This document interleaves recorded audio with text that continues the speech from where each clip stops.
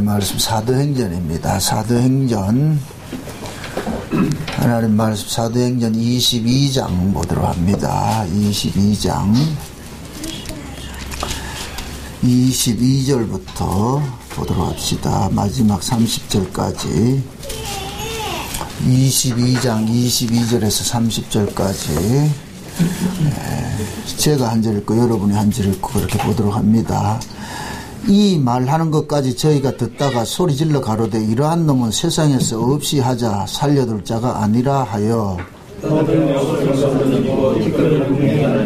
천부장이 바울을 영문 안으로 데려가라 명하고 저희가 무슨 일로 그를 대하여 떠드나 알고자 하여 채찍질하며 신문하라 한데 바울이 곁에 서 있는 백부장에게 너희가 로마 시민인 자를 죄로 하지 않고 백부장이 듣고 가서 천부장에게 전하여 가로되 어찌하려 하느뇨 이는 로마 사람이라 하니 천부장이 와서 바울에게 말하되 너희가 로마 시민이냐 천부장이 대답하되 나는 돈을 많이 들여 이 시민권을 얻었노라. 바울이 가로되 나는 나면서부터라 하니 신문하는 사람들이 있고 여기서 물러가고 같이 봅니다. 이튿날 천부장이 무슨 일로 유대인들이 그를 송사하는지 실상을 알고자 하여 그 결박을 풀고 명하여 제사장들과 온 공회를 모으고 바울을 데리고 데려가서 저희 앞에 세우니라. 아멘. 기도합시다. 아버지 하나님, 바울을 통하여서 복음을 증거케 하시고 그 복음은 반드시 들어야 될 백성들에게 들려줘야만 하는 일들을 세상 권세를 가지고서도 하나님 이용하여서 하게 하신 것을 저희들이 압니다. 오늘 또 그 말씀을 통하여서 하나님께서 이 역사 속에서 어떻게 일을 해 나가시는지 그 의미를, 그 비밀을 우리가 알기를 원합니다. 오늘 이 말씀을 통하여서 우리가 사도 바울처럼 우리의 형편과 처지를 상관없이 때를 따라 돕는 그 하나님의 은혜로 이 말씀을 전하는 그런 자세가 되어질 수 있게 도와주옵소서. 그래서 바울의 모습이 곧 우리의 모습과 같은 것인 줄 알게 하셔서 우리도 바울처럼 하나님이 우리를 대하고 있다는 이 사실을 깨닫고 범사 속에 때를 얻든지 못 얻든지 복음을 전하는 이 일에 열심을 갖게 도와주옵소서. 예수님의 이름으로 기도합나이다. 아멘. 우리가 성경을 가만히 보면은 하나님께서 복음을 전하기 위해서는 세상 모든 것을 가지고 사용하는 것을 알 수가 있습니다. 신자든 불신자든 하나님은 다 복음을 전하는 도구에 불과합니다. 도구에 불과. 이렇게 빌립보서 우리 골로새서 1장 16절 17절에 볼 것 같으면은 만물이 그를 위하여 창조가 됐는데 하늘 위에 있는 것이나 하늘 아래에 있는 것이나 땅 위에 있는 것이나 땅 아래에 있는 것이나 모든 정사와 권세와 모든 것들이 다 누구를 위해서? 예수 그리스도를 위해서, 주를 위해서. 그러니까 하나님께서는 만물을 가지고서 신자든 불신자든 가리지 않고 하나님께서는 다 도구에 불과합니다. 도구에 불과한다. 그래서 오늘 우리가 이렇게 살펴보는 이 내용이 사도 바울이 로마 시민권을 이 복음 전하는 기회로 이렇게 쓰고 있음을 보게 돼요. 참 재미있는 것이 앞서서 우리가 사도행전을 우리가 살펴봤을 때 그 빌립보 감옥에 로마 바울이 막 뭡니까 그 귀신 들린 여종 하나를 꽂혀가지고 그것 때문에 빌립보에서 옥에 가둬가지고서 매질을 당하고 이렇게 하잖아요. 그럴 때 그 기껏 얻어맞고 감옥 속에 들어가가지고서 나중에 내가 로마 시민이다 이렇게 밝히잖아요. 그때 로마 시민이라는 걸 밝혔을 것 같으면 매를 맞을까요? 안 맞을까요? 안 맞죠. 왜 그러냐면 그 당시에는 로마 시민이라면은 지금 미국 시민권하고 그보다 더 권세 있는 것이었다니까. 로마 시민은 1등 국민으로 인해가지고 아무나 그 로마 시민을 이렇게 재판하고 취조할 수가 없었어요. 그 당시에. 만약의 경우에 로마 시민을 정당한 법 절차 없이 만약에 감금하거나 가두게 될 것 같으면은 엄벌에 처한다니까. 그 사람이 문책을 당하게 돼 있어요. 그래서 로마 시민권은 진짜 정가의 보도같이 말이죠. 자기 신변을 보호해주는 대단한 그런 능력이 갖게 했단 말이죠. 로마 시민권을. 그게 사도 바울은 분명히 바울은 자기는 태어나기를 로마에서 태어났거든요. 그 다소라는 곳이 어디냐면은 길리기아 다소라는 곳이 로마의 영토 속에 있기 때문에 그러니까 아마 이제 그 바울의 부모님이 그 무슨 연고인지 모르지만은 그쪽 로마로 길리기아 다소에서 살았단 말이죠. 그 다소라는 곳이 굉장히 지금식으로 말할 것 같으면은 굉장히 그 학문적으로도 아주 유명한 곳이에요. 그래서 과거에는 이제 그쪽으로 유대인들도 그쪽으로 이주를 해가지고 사는 사람들 많았고 그렇게 했는데 아마 바울의 아버지가 그런 쪽에 능통한 사람이었던 모양이라. 그런데 바울도 이제 그쪽에서 태어나가지고 태어나면서부터 뭐가 되냐? 로마 시민이 돼버리잖아. 미국에 태어나면 미국 시민권 되듯이 태어난 그런 시민권.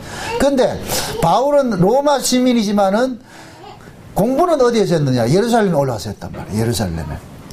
왜 그러냐? 아마 바울의 아버지가 비록 로마의 그 길리기아 다소에서 살았지만은 자식만큼은 유대인이니까 그래서 예루살렘에 유학을 보내가지고서 그 당시에 예루살렘에 가장 유능한 선생이 누구냐면은 가말리엘. 그래서 그 가말리엘 문화생에 들어가게 해서 공부를 해서 그래서 바울은 그 가말리엘 문화생으로서 가지고 있는 그 모든 특혜를 받아가지고서 사내들인 공회의원이 됩니다. 그래서 그 바울이 이제 쉬운 얘기로 이제 출세한 거예요. 주류가 돼버렸다면 주류가 돼가지고서 그래서 그 당시에 가장 그 유대교에서 유대교를 그 의미하는 세력들이 누구냐면 예수교란 말이죠. 그래서 예수 믿는 사람들을 잡아가지고서 전부 잡아 죽이는 그런 일들을 했거든요. 그게 유대인들에게는 그 두 가지 그게 있어요. 법이 이중적인 법인데 로마의 식민지로 있었기 때문에 일반 사범들은 유대인들은 자기들이 그 사람을 처형할 권세가 없어요. 그게 없다는 거예요. 그럼 반드시 로마로부터 재가를 받아야 돼요. 그런데 유일하게 제외하는 것이 뭐냐면 성전에서 일어나는 일들은 자체적으로 해결을 했어요. 그래서 바울이 예루살렘에 올라갔다가 예루살렘 성전에 들어갔다는 것 때문에 지금 붙잡혔잖아요. 그것도 성전에 누구를 이방인을 데리고 들어왔다는 그 죄목으로 해서 붙잡혀가지고서 성전에서 쫓겨나 버렸단 말이죠. 그러면은 유대인들의 그때 당시에 그 정서로는 바울은 돌 맞아 죽어도 아무 말 못해요. 그래서 유대인들은 그때 바울을 죽이려고 그랬단 말이에요. 왜? 그 당시에 예루살렘의 수만 명들이 지금 바울을 벼르고 있었어요. 왜 그러냐? 바울이 가는 곳마다 뭐를 폐했다 그랬어요? 율법을 폐했다 그랬잖아요. 근데 실제 바울은 율법을 폐했어요? 안 폐했어요? 안 폐했어요. 율법을 폐하지 안 했다니까. 그러니까 아까 저도 식사하면서 우리 김관진 집사님하고 얘기를 했는데 지금은 자꾸만 신앙의 형식들을 버리는 시대가 되어버렸다. 이건 큰 그 이단이에요.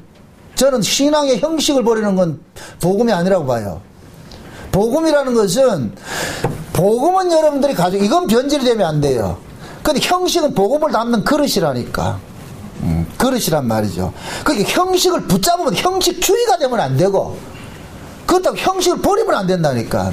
형식은 복음을 담는 그릇과 같은 것이기 때문에 그러니까 지금 바울은 율법 자체를 폐기한 것이 아니란 말이에요. 율법 무용론도 전한 것이 아니고 그래 율법으로는 율법적 행위로는 하나님 앞에 의롭게 되지 않는다. 그것을 이야기하는 것이죠. 모든 율법을 누구를 드러내기 하는 것이냐? 예수 그리스도를 드러내기 위해서 율법을 주신 것인데 우리 조상들이 오해를 했다. 율법 지켜서 우리가 의로워지는 줄 알았는데 그게 아니더라. 그걸 이야기를 하니까 율법으로 여전히 의롭다고 여기는 자들이 바울의 말에 공감을 못하죠. 지금도 똑같잖아요. 쉬운 얘기로 예수 믿고 성화되어 하나님 말씀대로 지켜서 구원을 받습니다. 의로워집니다. 이렇게 하는 사람들한테 우리같이 아닙니다. 의롭게 되는 것은 예수 그리스도를 믿는 믿음밖에 없습니다. 이렇게 이야기를 할 것 같으면 동의를 안 하죠. 그분들이 입장에 봤을 때는 우리가 뭐를 들리느냐면 율법 폐기론자가 들리는 거예요. 우리가 하는 이런 것이. 전 율법 폐기를 주장한 적이 한 번도 없어요. 예. 도리어 여러분들 보세요. 복음을 받으면 율법을 더 견고하게 세워요. 복음을 제대로 이해를 하면은 왜 그러냐면은 이게 율법이라는 것은 법으로 하는 것은 그것은 뭡니까? 우리를 구속하는 거예요. 너 이거 해 이래가지고서 안 하면은 그 다음에 체벌이 오는 것이 이게 법이란 말이죠. 그러니까 구약적 개념은 하나님 말씀대로 살아, 안 살아면 너 혼나, 이게 율법이라, 그 구약의 개념이란 말이죠. 그러나 신약에서 은혜를 알고서 법을 적용할 때는, 그때는 이것은 뭡니까? 구속력을 갖는 것이 아니고 자유 속에서 그 법을 지켜낸다니까. 자유 속에서 감사해서 지키는 거예요. 쉬운 말로. 내가 하나님의 은혜를 잊고 보니까 그 은혜가 너무너무 고마워서 하나님 말씀에 순종하는 쪽으로 나아가는 거예요. 이거 이해되죠? 그냥 하나님의 말씀에 순종하세요 되면은 그건 법이 구속력을 갖게 돼요. 그럼 진짜 법이 돼버려.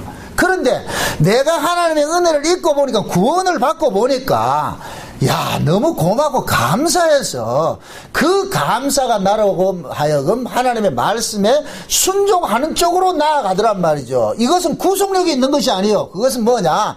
지키면 지킬수록 뭐가 나오느냐? 기쁨이고 감사가 나오는 것이죠. 제가 이야기하는 건 후자란 말이죠. 우리가 복음을 알고 보니까 참 과거에는 우리가 하나님 말씀대로 살아서 의로워지려고 이렇게 했는데, 그때는 참 그것이 법과 같이 우리를 많이 수고하고 무거운 짐이었는데, 근데 예수님께서 오셔가지고서 십자가에서 그걸, 우리가 수고하고 무거운 짐들을 예수님이 다 해결시켜 주니까, 아, 이제는 우리가 말씀대로 살아서 의로워지는 것이 아니라 예수님의 다 이루심 때문에 우리가 의로워졌구나, 이게 깨달아지니까 그만큼 감사한 거잖아요. 고마워서. 그래서 말씀을 지켜내는 거란 말이죠.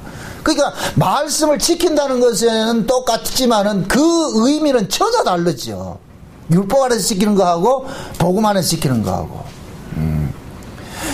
이렇게 생각하면 돼요. 여러분들이 진짜 사랑하는 사람일 것 같으면 그 사람 말 잠깐 들어주고 싶어요? 안 들어주고 싶어요? 누구한테 물어봐야 되나? 한상진 주사님한테 물어볼까요? 사랑하는 사람일 것 같으면 말을 잘 듣고 싶어요? 안 듣고 싶어요? 임철웅 집사님 사랑해요? 안 해요? 별로 안 한대. 아이고 참, 저럼 할 말이 없다. 말 더럽게 안 듣는 모양이네. 말 더럽게 안 듣는 사람하고 사는 사람은 얼마나 힘들게. 내 하나만 족한 줄 알았는데.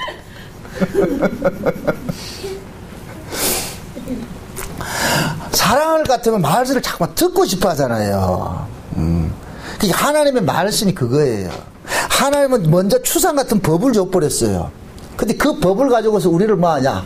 완전히 사형선고를 받게 한 거예요. 아, 난 죽는구나. 그런데 그 사형선고 때, 마지막 사형 집행하려고 할 때, 야마샤! 스톱해가지고 뭐 하냐? 사면령이 딱 떨어져 버렸단 말이야. 사면령이. 그럼 사면 받은 그 사람은 어떻게 하겠어요? 자기를 사면시켜준 그분을 뭐 하겠어요? 생명처럼 떠받들 거 아니에요. 생명처럼 떠받들 거 아니에요. 그게 복음이라니까. 그래서 더 무서운 거예요. 율법 아래에서 행하는 거하고 은혜 아래에서 행하는 것이 더 무섭다니까. 그래서 구약에서는 안식일날 일주일에 한 번 지키면 돼요. 하루 나오면 돼요. 근데 신약에 오니까 오순절 성령이 임하고 나니까 일주일에 하루 나오더라. 매일 모이더라. 매일 모였잖아요. 율법 아래에서는 10분의 1만 바치면 돼요. 9은 집안대로 써도 돼. 그거 탓하지 않았다는 게. 법이 10분의 1 받치면 됐으니까. 신약에 오니까 어때? 10분의 1 받쳐요? 몽땅 받쳐요? 참 짐된다 참. 몽땅 받치라잖아요. 이게 얼마나 무섭냐 말이죠. 그게 사랑이거든요. 사랑. 그 법은 할 거 하고 안 하면 돼요. 그것만 하면 돼. 근데 사랑은 뭐냐? 없어. 경계가 없어져 버린다니까. 얼만큼 사랑해야 되냐? 그래서 예수님께서 그러는 거예요. 내 마음과 뜻과 생각과 모든 몸과 목숨까지 다 바쳐가 말아라. 이게 뭐예요? 어느 정도가 있어요? 없죠. 이게 무섭다니까. 이게 사랑이라니까. 사랑. 어? 율법에서는 어느 정도만 하면 돼. 근데 신약의 복음 안에서는 어느 정도가 없다니까. 어? 그 사랑을 누가 했어요? 예수님이 했잖아요. 예수님이 어느 정도까지 했느냐? 우리가 죽었다니까요. 목숨까지 다 버려가 죽었다니까. 그러니까 우리는 그 예수님의 사랑에 빚을 진 사람이잖아. 빚을 진 사람. 그러니까 빚을 진 사람이기 때문에 우리는 뭐 하느냐? 그 빚을 갚으라 그러는 거야. 하나님께서. 너 내한테 빚 짓잖아. 그걸 누구한테 갚아야 되느냐? 하나님 앞에 갚으라 하지 말고 하나님의 형상을 입은 자기 형제들에게 갚으라는 거예요. 하나님의 형상을 입은 그게 교회를 위하여서 봉사하는 거예요. 형제를 위해서 섬기는 걸로 나타난다니까. 그래서 성령이 임하고 나니까 하나님 앞에 갖다 바치는 게 아니고 누구한테 갖다 바치느냐, 교회 성도들을 섬기는 쪽으로 나타나는 거예요. 예. 그 모습이. 그러니까 신약의 사랑, 구약의 사랑은 누구냐? 하나님을 향한 사랑인데, 신약의 사랑은 하나님을 향하는 사랑이 아니고 누구를 향한 사랑이냐? 하나님의 형상을 입은 형제로 향하는 사랑인 거예요. 그래서 사도 요한은 요한 1서에서 그러는 거예요. 보이는 형제를 사랑하지 않는 것은 보이지 않는 하나님을 사랑한다 못한다? 못한다. 그 거짓말 하지 말라고 그래요. 보이는 형제도 사랑하지 못하는 게 무슨 보이지 않는 하나님을 사랑한다. 거짓말한다. 그래서 여러분들이 하나님 사랑합니다 하면서 형제 사랑하지 않는 거, 교회 성도를 섬기고 봉사하지 않는 거, 그건 가짜예요, 가짜. 그런 사랑 없는 거예요. 하나님 안 속아요. 그래서 제가 십자가의 도리를 이야기하잖아요. 십자가 도리가 뭐예요? 예수님께서는 화목제물이에요. 예수님이 화목제물이라니까. 화목제물인데 누구와 화목제물이냐? 하나님과 우리 죄인과의 화목제물이지. 그죠? 화해를 시켜줬어요. 그 다음에 하나님과 화목이 된 사람은 이웃과 화목이 돼야 돼. 이웃과. 그래서 우리가 이웃과 이웃 간의 화목은 누구 안에서만 되느냐? 예수 안에서 되는 거예요. 예수 안에서. 그래서 예수를 내놓으면은 이방인이나 유대인이나 뭐가 되느냐? 하나가 되는 거예요. 예수를 내놓으면은 감리교인이나 장로교인이나 하나가 되는 거예요. 예수 안에서는. 그러니까 예수를 통해서 뭐가 되냐? 연합이 이루어지고 하나가 이루어졌잖아요. 하나님과, 위로는 하나님과 하나가 되었고 아래로는 이웃과 하나가. 이게 십자가 도라 그랬어요. 그러니까 진짜 십자가 도를 아는 사람은 하나님만 사랑한다. 이웃도 사랑해야 된다. 이웃도 사랑해야 되죠.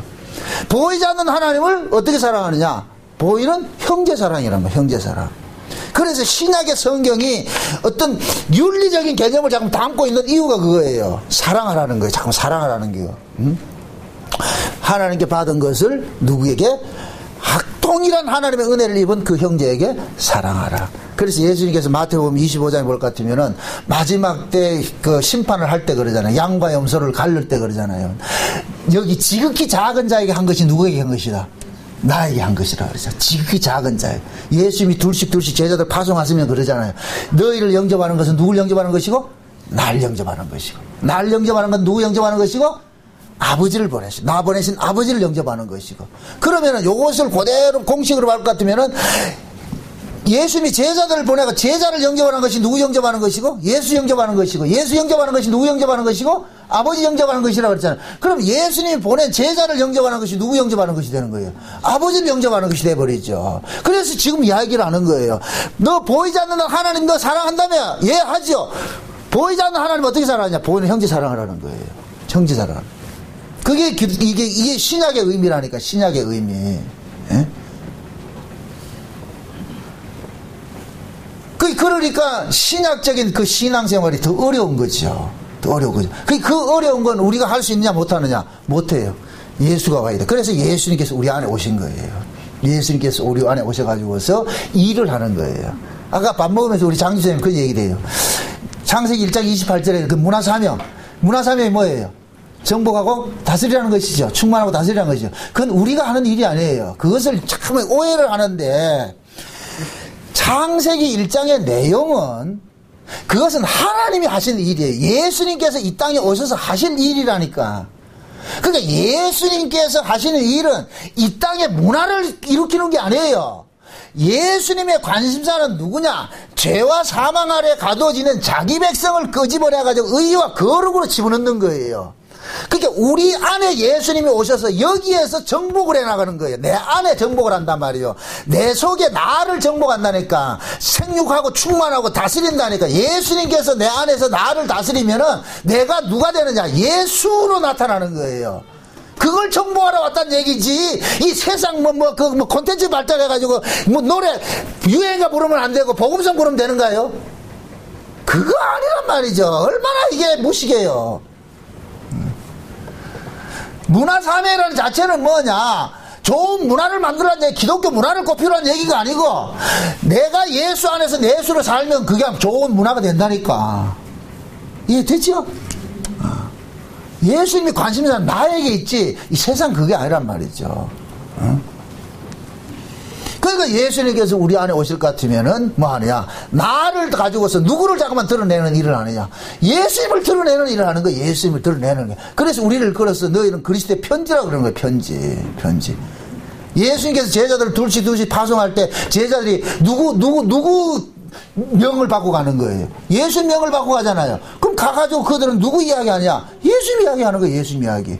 그러니까 그 제자들이 예수님의 이야기를 하니까 예수님께서 이 땅에 오셔가지고서 하시는 일들의 그 모습들이 드러나는데, 예수님께서 오셔가지고서 뭐를 했어요? 병자를 고치고 귀신을 쫓아내는 이런 일들을 했잖아요. 그럼 병자와 귀신은 하나의 그런 상징이에요. 실제인데 그건 무엇을 상징하느냐? 죄와 사망에 가둬져 있는 자를 풀어놓는 걸 상징하는 것이란 말이죠. 그러니까 예수님께서 죄와 사망 권세에 있는 자기 백성들을 건져내는 것을, 귀신 쫓아내고 병든 자를 고치고 죽은 자를 살리는 것으로 나타났는데, 그것을 그대로 제자들에게 주어가지고서 보내는 거예요. 제자들에게 보내니까 제자들이 가가지고 뭐라 해요? 그들이 가서 뭐해요? 천국 복음을 전하면서 하니까 뭐가 일어나요? 귀신이 쫓겨나고 병자들이 고쳐지고 이러잖아요. 그래서 제자들이 돌아와가지고 그러잖아요. 예수님 우리가 가가지고요, 예수님 이야기 했더니까 귀신이 쫓겨나고 병도 고쳐지고 막 그랬어요. 그러니까 예수님께서 내가 봤다. 사단이 번개처럼 떨어지는 거 내가 다 봤다. 그럼 제자들은 자기들 힘으로 했다? 예수님 힘으로 했다? 예수님 힘으로 했죠. 그럼 제자들이 간 거예요? 예수님이 간 거예요? 예수님이 같이 간 것이죠. 예수님이. 그래서 그 제자들을 영접하는 것이 누구 영접하는 것이냐? 예수 영접하는 것이라 이야기를 하는 거예요. 예수 영접하는. 그래서 예수님께서는 지금도 자기 백성들 속에서 일을 해 나가신다니까. 일을 해 가시는. 그 일을 해 나가시는데, 어떤 일을 해 가시느냐? 예수님께서 이 땅에 오셔서 하신 일들을 해 나가신다니까. 그래서 지금 저와 여러분들은 예수로 사는 거예요. 예수로 사는 거. 지금 오늘 우리가 이걸 살펴보는데, 바울이 지금 왜 이렇게 매질을 당합니까? 바울이 지금 걸어갔던 그 일이 누가 겪었던 일이에요? 예수님이 겪었던 일이죠. 왜 바울이 예루살렘으로 올라가야만 했느냐? 예수님이 예루살렘에서 죽었기 때문에 그런 거예요. 예수님이 예루살렘에 죽었기 때문에. 그러면 마지막 종말 때도 마찬가지예요. 왜 두 증인들이 교회로 들어가서 죽어야 되느냐? 교회가 예루살렘이라니까 지금. 예, 되죠? 지금 이 시대 교회가 예루살렘이라니까. 그럼 그 교회가, 예수님 그 교회를 보고 뭐라 그랬어요? 강도의 구렬이고 장사꾼 터전이 돼버렸잖아요. 지금 이 시대 교회가 그렇잖아요. 지금 이 시대 교회가 강도의 구렬이고 장사치가 들끓는 곳이 돼버렸잖아요. 매매하는 곳이 돼버렸잖아요. 목사는 복 준다 그러고 성도들은 복 받으러 오고, 복채를 내면은 복 주고 복채 안 내면 안 주고. 나 지금 피지에 가면 나 걱정스러워가지고 피지에서 연락이 왔는데 뭐라 그러냐면은, 목사님 거기는 설교 오래 하면 안 되고요, 와가지고서 찬양하고 뭐 춤추고 이런 거 좋아해요, 설교 짧게 해주세요. 그런데 난 지금 놀러 가는 것도 아니고 말이죠. 그리고 뭐 해달라느냐, 믿는 자든 안 믿는 자든 끝나고 나면 전부 안수해줘야 되는데 나 지금 큰일 나서 지금 이거 어떻게 해야 되는가 이거. 그 수백 명 모인다는데 가가지고 다 이게 나오면 그거 왜 안수를 하려고 그냥 이렇게 하고 말게. 그분들은 그걸 원하는 거예요. 예수는 원치는 않는데 그냥 눌러주면 복 온다는 건 알고 있는 모양이에요.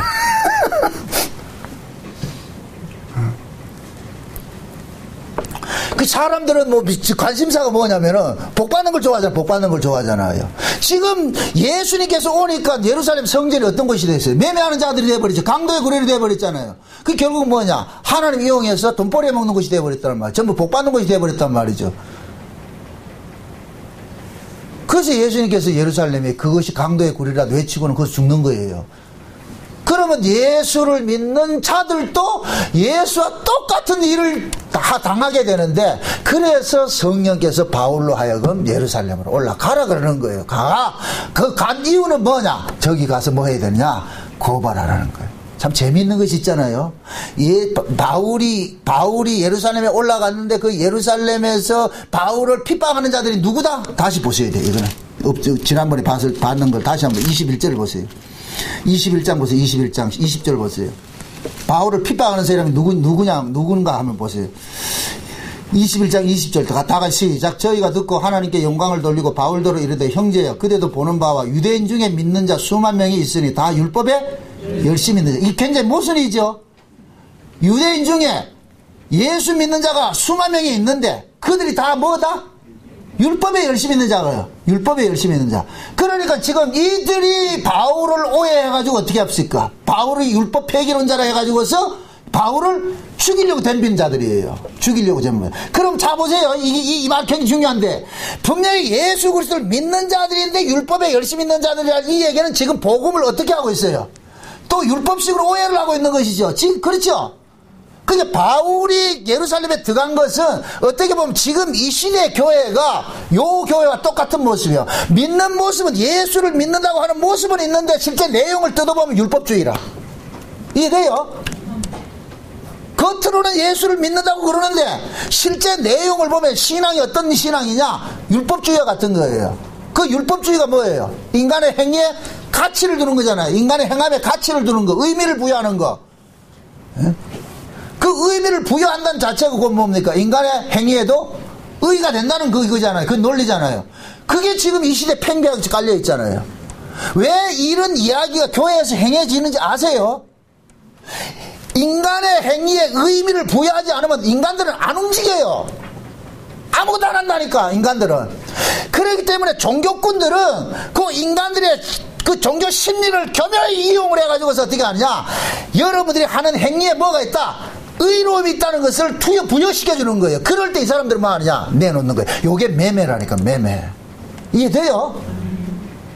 목사는 여러분들 그렇게 해야 복 받습니다 할 것 같으면 교인들은 그거 하나 복 받기 위해서 뭐 하냐? 하는 거예요. 요게 매매라니까, 매매. 그러니까 지금 이 시대 교회의 모습이 꼭 뭐냐? 예수님 당시에 예루살렘 성전과 똑같은 모습이 돼. 똑같은 모습. 거기에 지금 누가 들어갔냐? 바울이 들어간 거예요. 그러니까 바울이 들어갔다니까 바울을 핍박하는 세력이 뭐냐? 유대인들 중에서 예수를 믿는 자 중에서 율법에 열심히 있는 자들이 바울을 오해해가지고 린치를 가하는 거예요. 그들이 신앙관을 보세요.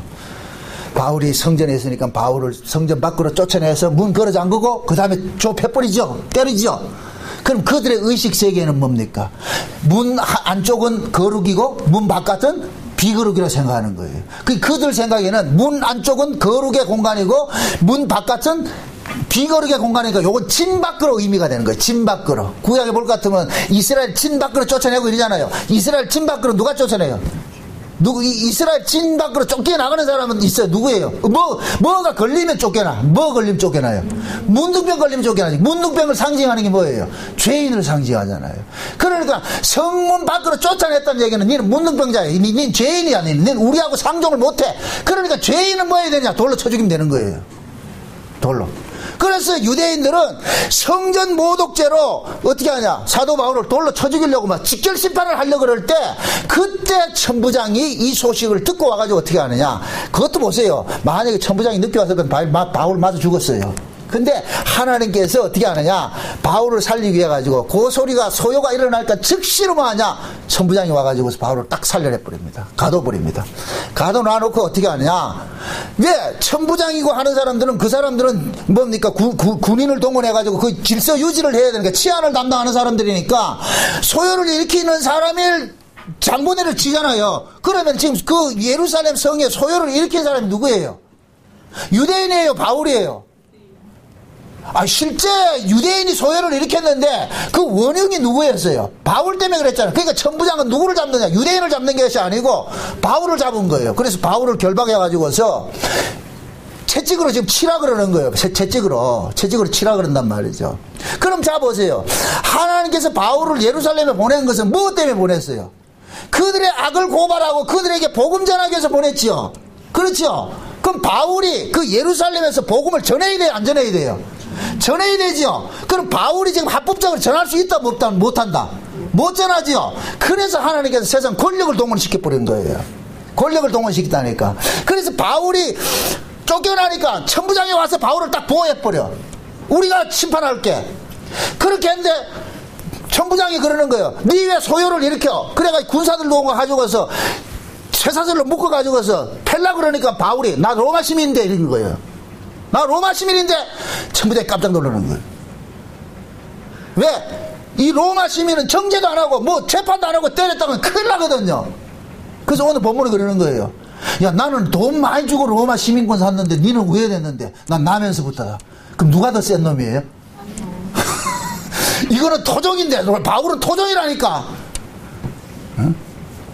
옛날에 조선시대 있잖아요. 양반하고 중간에 반반 있잖아. 반반. 돈 주고 산 사람, 여러분들 갓 쓴 걸 보면 알잖아요. 갓 쓴 거, 그지요? 진짜 양반은 갓태가 커요, 안 커요? 크지요? 돈 주고 산 사람은 작다니까. 지금 천부장은 돈 주고 샀대. 이건 반반이라요, 이거는. 근데 바울은 나면서부터 그러니까 천부장이 갑자기 겁이 나는 거예요. 큰일 났다, 큰일 났다.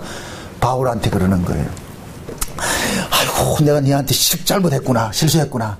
그래서 어떻게 하느냐. 천부장이 세상에 참 재밌는 것이 사내들인 공회를 소집을 해버려. 바울이 가가지고 사내들인 공회에서 설교할 수 있는 그런 기회가 있을까요, 없을까요? 없지요. 바울이 만약에 그렇게 했을 것 같으면 절대로 없습니다. 그러니까 아주 합법적으로 하나님이 천부장을 동원을 해가지고서 너희들이 이 사람을 죄인이라 해서 두들 패고 이렇게 내쫓았는데 도대체 이 사람이 무슨 죄가 있길래 이런 일을 당했는지 너희들 세워놔놓고 내가 신문을 해야 되겠다. 그래가지고 사내들은 공회를 소집을 해버렸어. 그러니까 사내들은 공회를 딱 소집해가지고 마치 국회의사당에 국회의원들 딱 불러놔놓고 연설시킨 거예요. 와, 이거 얼마나 멋져요. 이게 하나님이 일하는 게. 이거 안 놀래네 지금 이 사람들이 보니까. 난 흥분이 돼 죽겠는데. 쉬운 얘기로 이렇게 생각합시다. 한국 교단에서 만약에 예를 들어서 날 이단이라 그럽시다. 그런데 내가 이단인지 아닌지 이걸 분별을 하기 위해서 어떻게 하냐. 총회를 모아놔버린 거야. 총회를 소집시켜놓고 내보고 설교를 시켜버렸네. 와, 이런 영광될 자리가 어디 있어.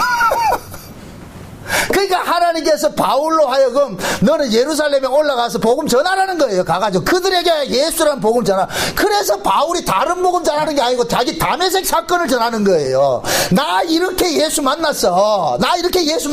너희들하고 똑같았었는데 나도 열심히 특심하고 율법주의자들이었는데 저기 저 장로 있네. 내 아는 예를 들어서 김 장로 날 몰라요. 이렇게 하잖아. 지금 대세장로가 장로들한테 공문 받아가 갔다는 거 다 알고 있잖아요. 바울이 그러잖아요. 여기 있는 이 사람들 중에서 날 아는 사람이 많이 있는데 내가 어떤 사람이냐. 당신들보다 더 열심히 있는 사람이 안 했더냐. 근데 다메섹에 가다 보니까 예수님 찾아와가지고 사울아 네가 내 왜 핍박하느냐.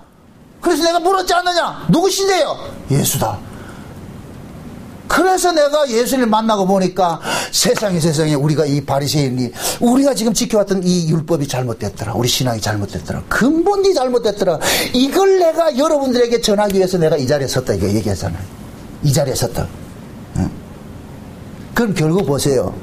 하나님께서 바울로 하여금 예루살렘의 그 공회에 세워야 하는 이유가 뭐예요? 그들을 죽이기 위해서요? 살리기 위해서요? 살리기 위해서죠. 자기 백성들을 살리기 위해서. 자기 백성들을 살리기 위해서 하나님께서 세상 권력까지 동원시키는 거예요. 그러니까 하나님이 일하시는 것은 이것은 뭡니까? 때로는 속한 것을 가지고서도 하나님께서 일을 하세요. 무당을 통해서도 하나님께서 일을 하신다니까. 이건 옛날 이게 옛날 부흥사들 다니면서 하시는 그 예화인데 지금 갑자기 기억이 나네.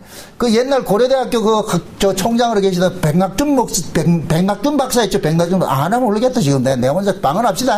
자, 백박사님이 계셨어요. 그런 분이 계셨는데 그분의 부모님이 뭐냐면 부영가 어디에 계신데 이름도 잘 생각 안 나는데 부영지 논산이 좌우장 계셨는데 이분이 뭐 하냐면은 뭡니까?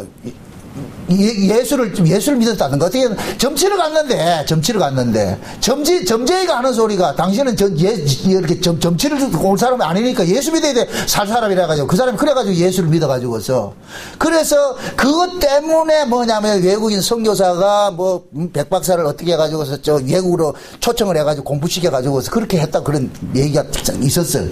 그게 결국 뭐 제가 뭘 얘기를 하려고 하느냐면 하나님 점쟁이를 통해서라도 뭐 한다? 일을 하시는 거예요. 점쟁이를 통해서라도. 이해되죠? 백박사 이야기는 싹 빼뿌리고요. 그거는 잊어버리고, 하나님은 무당을 통해서도 얼마든지 일을 하시는 분이구나. 왜? 모두가 다 도구라니까, 도구. 다 도구라니까. 그러니까 지금 사도 바울이 이걸 가지고서 사도 바울이 비겁하게 뭐 로마 시민권 가지고서 뭐 자기 그걸 지키려고는 아니에요. 바울은 자기 로마 시민권 가지고서 자기를 변호하려고 지킨 게 아니에요. 하나님께서 바울로 하여금 예루살렘에서 반드시 복음을 전해야 하기 때문에 이런 구조를 만들어 놓은 거예요. 이해되죠? 그래서 천부장도 쓰고, 바울이 만약에 이거 공회 이거 소집시켜 주세요 할 것 같으면 했다 안 했다? 안 시켜줘요. 누가 시켜주겠어요? 근데 천부장이 치안을 담당하고 있는 경찰서장이 모이시오. 다 모아놔놓고 바울 니 한번 얘기해봐라. 니 왜 여기서 이렇게 매맞고 이렇게 했는데, 그게 바울이 얘기를 하는 거예요. 바울이 얘기를 하는 거예요. 얼마나 멋지게 돼. 그러니까 하나님께서는 그들에게 뭐하냐, 예수를 증거하는 거예요. 예수를 증거하는. 그래서 이 다음 시간에 볼 것 같으면은 바울이 그 예루살렘 공회에 서가지고서 예수를 증거할 때 여기에서 뭐냐, 바리새파하고 사두개파하고 부활을 믿는 자하고 부활을 안 믿는 자하고 편이 쫙 갈라진다니까. 그래서 바울을 죽여라 하던 사람이 갑자기 바울을 편들어 가지고서 저 사람 죽이면 안 된다 이런 식이 나타나 버린다니까. 결국 하나님의 의도는 뭐냐, 지금 예루살렘 그 성전은 거기에도 자기 백성들이 있기 때문에 반드시 거기 가서 뭐 해야 된다? 복음을 전해야 된다는 거예요. 그래서 보낸 거예요. 응? 바울은 그 일을 통해 가지고 나중에 로마로 압송이 되지만은 또 로마는 또 로마로 또 가서 또 하는 바울이 해야 될 일이 있어요. 그러니까 하나님은 바울을 복음을 전하는 일에 있어 가지고서 세상의 모든 그 권력들, 세상 모든 것을 가지고 동원을 시키는 거예요. 응? 나중에 바울이 로마로 압송될 때 어떻게 하느냐, 얼마나 편하게 갑니까? 호위병들 딱 붙여가지고서 아주 큰 유람선 태워가지고서. 우리가 이렇게 신앙생활을 하면서도 여러분들이 이 복음을 가지고서 너무 이걸 가지고서 그 편협된 사고를 벌이세요. 편협된 사고를. 응? 그 과거에 우리가 그랬잖아요. 우리가 예수를 믿는다고 하면서도 우리는 자꾸만 성과 속을 구분을 했잖아요. 그래서 옛날 보통 볼 것 같으면 장로님, 권사님들은 다 무슨 일을 했느냐, 식당도 하면 안 돼. 식당을 해도 술 팔면 안 되고, 그렇죠? 그렇게 꼭 뭐 한 거예요. 거룩한 직업이 있잖아. 뭐 하나 있잖아요. 뭐예요? 서점 했잖아, 서점. 다 말아먹었다, 이거 지금 아주. 서점하면 그게 거룩한 건가요? 아니에요. 성과 속을 그렇게 나누면 안 된다니까. 예수님 자체가 성이고 예수님 바깥은 전부 속이에요. 그죠? 예. 그러니까 그 예수 안에서 사는 사람이 거룩한 사람이라니까. 예수 안에서. 그래서 제가 복음성도 유행가도 복음적 의미로 부르면은 충분히 그게 뭐냐, 찬송가가 되는 거예요. 가사 좋은 건 많잖아요.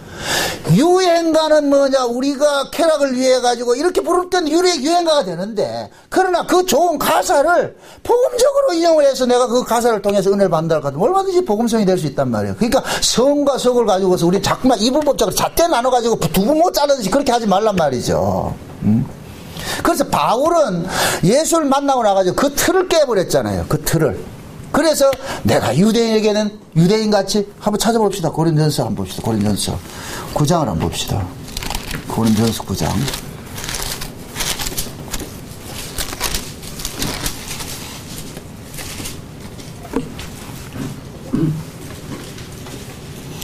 (19절) 보세요. 19절부터 몇 절까지 보느냐면 23절까지 봅시다. 19절에서 23절까지 봅시다. 23절이 아니라, 몇 절까지? 24절까지 보시죠. 24절까지.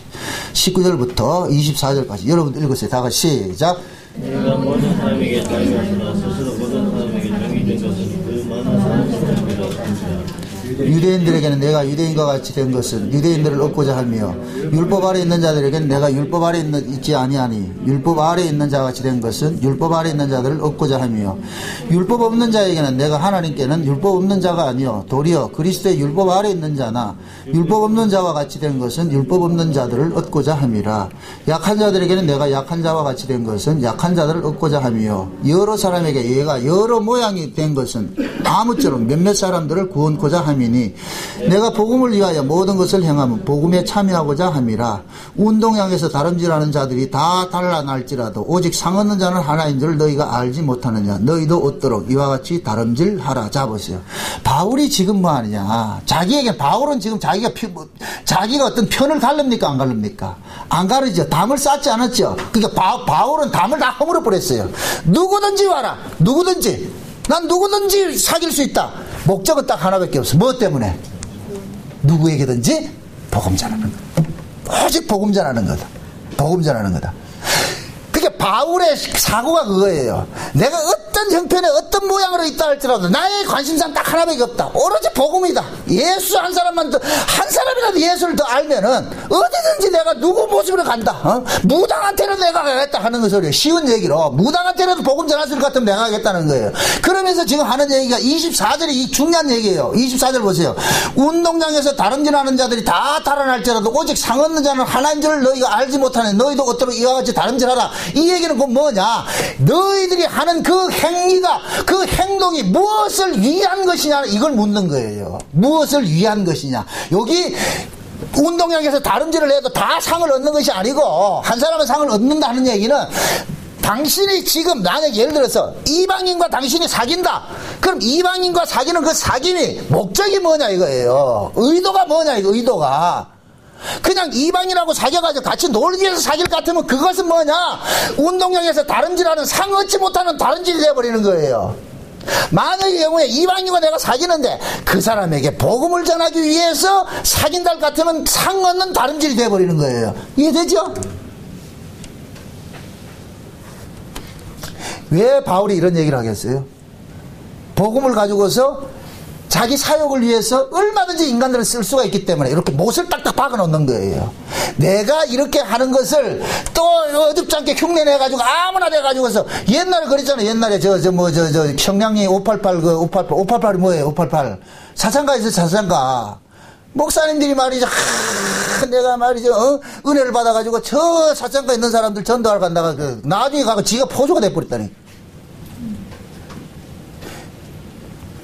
그거는 본인이 그건 교만해서 그렇다는, 교만해서.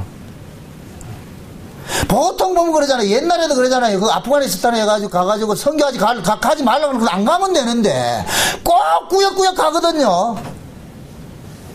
특히 한국 사람들, 이 교회, 한국교회 교회들은 아주 그런데 공명심이 꼭 유대인들 같다니까. 저 서울에 봉헌사가 지신밟게 하고 그러잖아. 그것도 왜 그러는데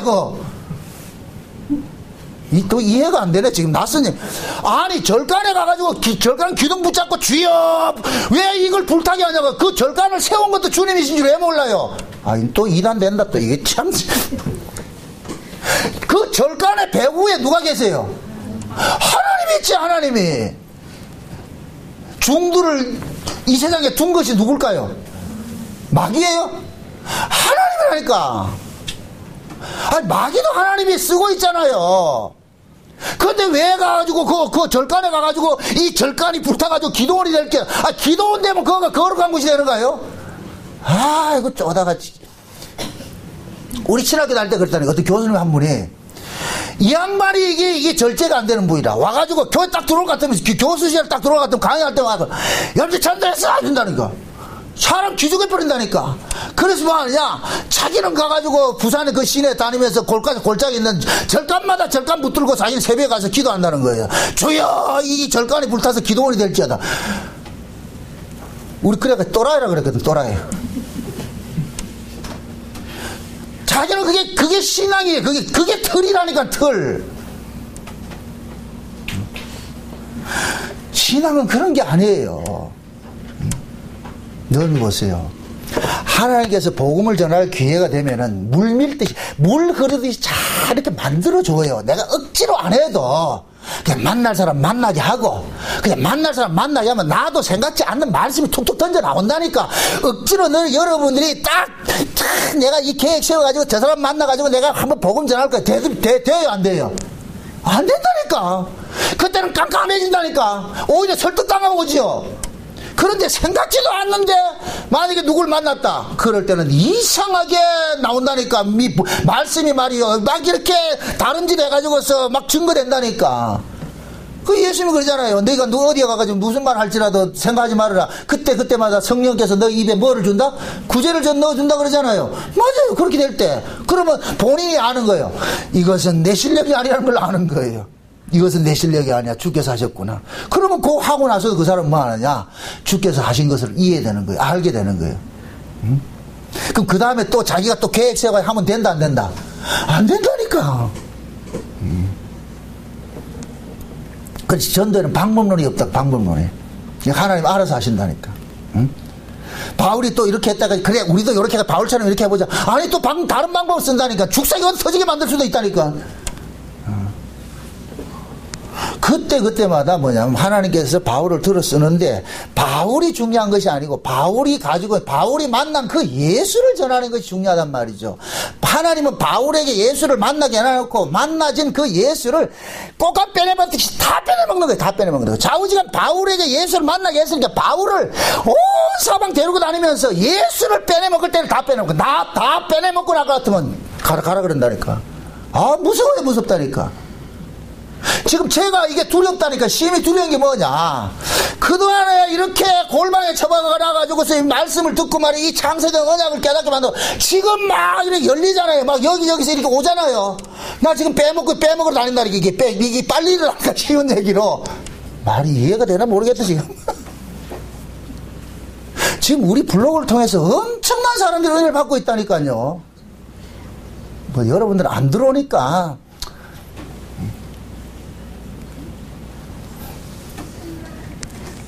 하나님께서는 바울 속에 있는 그 예수를 뭐 하느냐, 다 끄집어내는 거예요. 전하라는 거예요. 내가 환경 만들어줄게 가서 전하라는 거예요. 그래서 바울은 뭐냐, 그 예루살렘 공예인데 사내들인 공예는 아무나 되는 게 아니라니까요. 그러니까 천부장이 합법적으로 다 모아놔놓고. 왜 천부장이 합법적으로 모아놨겠어요? 바울을 지금 로마 시민을 뭐예요? 오리지널 로마 시민을 재판도 안 하고 이게 막 두들 패놔놨으니까 이게 지금 큰일 났단 말이죠. 지 살기 위해서 어떻게 하느냐? 예루살렘 공회 모일 때 막 참석 안 하는 사람까지도 쫓아다니면서 어디서 했을 거야. 다 말아놨어. 그런데 다 말아놓고 그 자리에서 바울이 뭐 하냐? 복음 전하는 거예요. 자네들은 천부장이 그러잖아요. 전하라. 그럼 바울은 다 전했죠.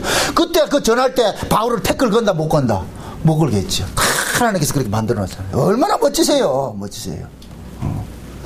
지금도 하나님께서 그렇게 일을 해갔어요.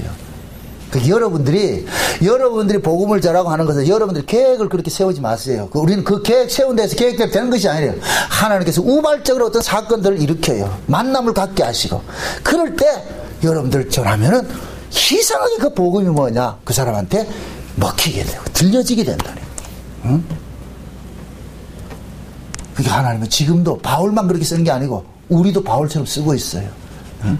여러분들의 삶 속에 그런 일이 일어나거들랑, 하나님께서 내 속에 있는 이 예수를 증거케 하기 위해서 이런 사건을 벌리셨구나 생각하고 그 속에서 감사하시기를 주의 이름으로 축원드립니다. 기도합시다. 아버지 하나님 감사합니다. 하나님께서는 오로지 관심사가 바울을 통해서 예수 그리스도를 전하는 것이 밖에 없다는 이 사실을 우리가 알았습니다. 바울 속에 예수가 있는 한 하나님께서 그 예수를 증거하기까지 바울을 쓰고 있다는 이 사실도 알았습니다. 하나님, 우리 역시 우리 안에 예수가 있습니다. 우리가 만난 그 예수가 있습니다. 그 예수를 증거하기 위해서 하나님께서 우리를 어디로 보낸다 할지라도 우리는 기꺼이 그 길 가서 복음 전할 수 있는 그런 마음들 가질 수 있도록 도와주시옵소서. 예수님의 이름으로 기도합나이다. 아멘.